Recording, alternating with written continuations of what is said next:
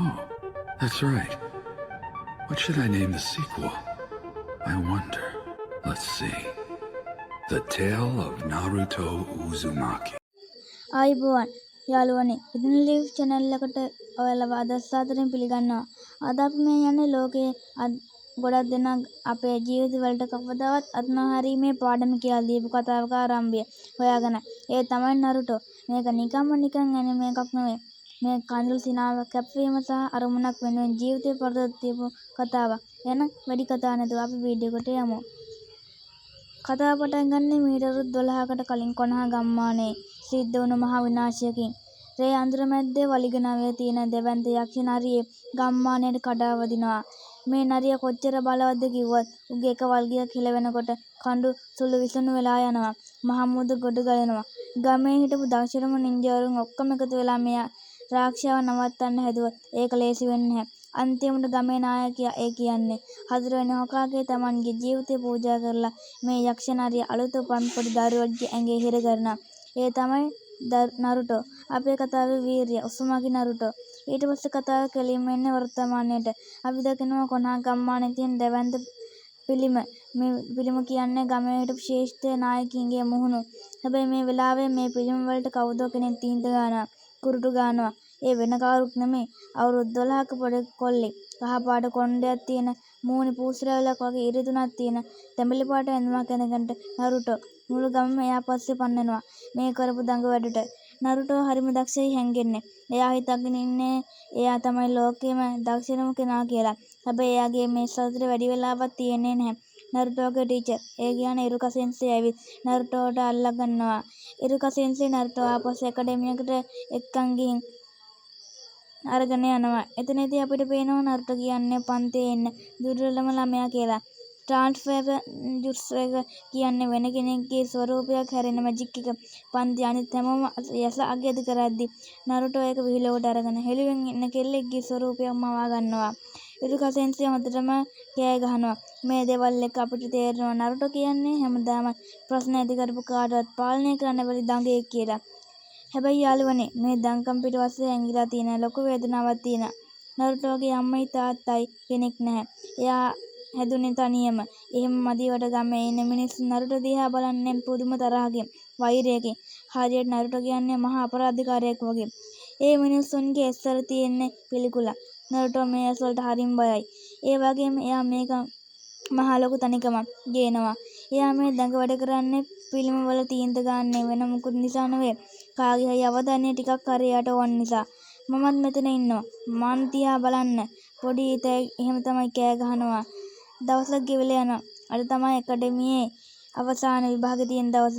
මේකෙන් පාස් වුණා තමයි නියම නින්ජා කෙනෙක් වෙලා නල්ලේ වඳින හෙඩ් බෑන්ඩ් එක ලබා ගන්න පුළුවන් වෙන්නේ. විභාගෙත් තියෙන්නේ ක්ලෝන් ජුට්සු එක. ඒ කියන්නේ තමන්ගේ අනුරුවක් නිර්මාණය කරන එක. මේක තමයි නරුටෝට බැරිම දේ. අනිත් හැම ළමෙක් සාර්ථක අනුරුවක් පාවද්දී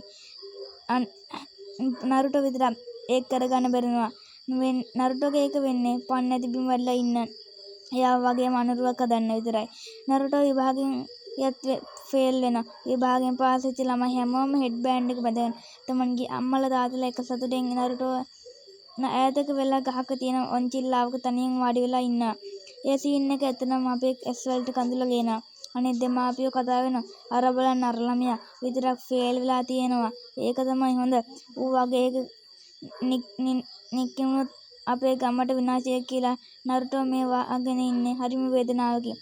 ඔන්න ඔය වෙලාවේ තමයි මිට්සුකි කියන ගුරුවරයා නරුටෝ ළඟට එන්නේ. මිට්සුකි එන්නේ හොඳ චේතනාවකින් නෙවෙයි. එයා නරුටෝගේ මේ දුක මේ තනිකම පාවිච්චි කරලා තමන්ගේ වාසියට. මිට්සුකි නරුටෝට රහසක් කියනවා. නරුටෝ ඔයා පාස් වෙන්න පුළුවන්. තව එක විදිහක් තියෙනවා. හොකාගේ කාමරේ තියෙන තහනම් කරපු ලියවිල්ල. ඒකේ තියෙනවා ගොඩක් රහස්. චුට්ටක් ඔයා ඒ ලියවිල්ල ගෙන දුන්නොත් අනිවාර්යෙන් පාස් වෙන්න පුළුවන්. නරුටෝ මේක විශ්වාස කරනවා. එයා කොහොම හරි නින්ජා කෙනෙක් වෙන්න ඕනේ. නරුටෝ හොරෙන්ම ගිහින් ලියවිල්ල උස්සනවා. මුළු ගමම ආපසු කලබල වෙනවා. තුන්වෙනි හොකාගේ නියෝග කරනවා කොහොම හරි නරුටෝ අල්ලගෙන ලියවිල්ල ආපසු ගේන්න කියලා. ගමේ හැමෝම නිකන් නරුටෝ හොයනවා. මේ අතරේ නරුටෝ කැලෑට වෙලා අර ලියවිල්ල දිග අරගෙන එක ජුට්සු එකක් ඉගෙන ගන්නවා. ඒ තමයි ෂැඩෝ ක්ලෝන් ජුට්සු එක. එයාට අමාරුම දේ තමයි එයා ඉගෙන ගත්තේ. මුලින්ම නරුටෝ හොයාගන්න ඉරුකා සෙන්සේ. ඉරුකා ඉද්දි නරුටෝ hina වෙලා කියනවා මම ලියවිල්ල ගෙනාවා. දැන් මම පාස් වෙන්න පුළුවන් නේද කියලා. ඉරුකාට තේරෙනවා නරුටෝ කවුරු හරි රැවට්ටුවා කියලා. ඒ එක්කම එතන එනවා මිත්සුකි. මිත්සුකිගේ අරමුණ උනේ නරුටෝලා ලියවිල්ල හොරකම් කරවලා නරුටෝ මරලා ඒක තමන්ගේ කරගන්න එක. මිත්සුකි සූදානම් වෙන්නේ ඉරුකාවයි නරුටෝවයි දෙන්නම මරන්න. මෙතන තමයි මේ එපිසෝඩ් එකේ හැඟුම්බර ලොකුම රහස එළියට එන්නේ. මිත්සුකි කියන නරුටෝ කෑ ගහලා කියනවා ඇයි මුළු ගම ඔයාට වෛර කරන්නේ කියලා. ඇයි හැමෝම ඔයා දිහා පිළිකුලෙන් බලන්නේ කියලා. අවුරුදු 12කට කලින් අපේ ගම විනාශ කරපේ රාක්ෂසයා ඉරුකාගේ අම්මවයි තාත්තයි මරපේ මහා නයින්ටේල් නරියා වෙන කවුරුන් නෙමෙයි. ඒ ඉන්නේ ඔයාගේ ඇඟ ඇතුලේ. ඔයා තමයි ඒ යක්ෂයා. නරුටෝට මේක අදාහ ගන්න බෑ. එයාගේ මුළු ලෝකෙම කඩා වැටෙනවා. ඒ වගේම එයාට දැනෙනවා. එයා හිතන්නේ ඉරුකා සෙන්සේ එයාට වෛර කරනවා ඇති කියලා. මොකද යක්ෂ නරියා ඉරුකාගේ දෙමාපියන් මරුම නිසා. මිත්සුගේ දෙවන්ති ආයුධය නරුටෝට විසි කරනවා. නරුටෝ බයෙන් ගල් ගහනවා. හැබැයි නරුටෝ ඒ ආයුධය නරුටෝගේ ඇඟට වදින්නේ නැහැ. ලේ පෙරාගෙන බිමට වැටෙන ඉරුකා සෙන්සේ නරුටෝව බේරගන්න ඉරුකා තමන්ගේ ජීවිතේ පරදොත් තියලා ඒ පහරය තමන්ගේ ඇඟට ගන්නවා. නරුටෝට මේක පුදුමයි. "ඒ සෙන්සේ මම බේරගත්තේ." නරුටෝ අඬමින් අහනවා. ඉරුකා සෙන්සේ යන්න ඔයා කියනවා. "මට සමා වෙන්න නරුටෝ. ඔයා ගොඩක් දුක් වෙන්න නේද? මමත් පොඩි කාලේ තනියම හිටියේ. මටත් කවුරුත් හිටියේ නෑ. මමත් දඟ වැඩ කළා. අනිත් අයගේ අවධානය ගන්න මමත් දන්නවා. ඒ තනිකම කොච්චර රිදෙනවද කියලා. මට සමා වෙන්න ඔයා තේරුම් ගන්න නැති එකට." මේ වචන ටික නරුටෝගේ හදවතටම වදිනවා. නරුටෝ මිත්සුකි hina වෙලා කියනවා "ඔය බොරු අහන්න එපා නරුටෝ. ඉරුකා සෙන්සේ ඔයාට වෛර කරනවා. ඔබ යක්ෂයෙක්."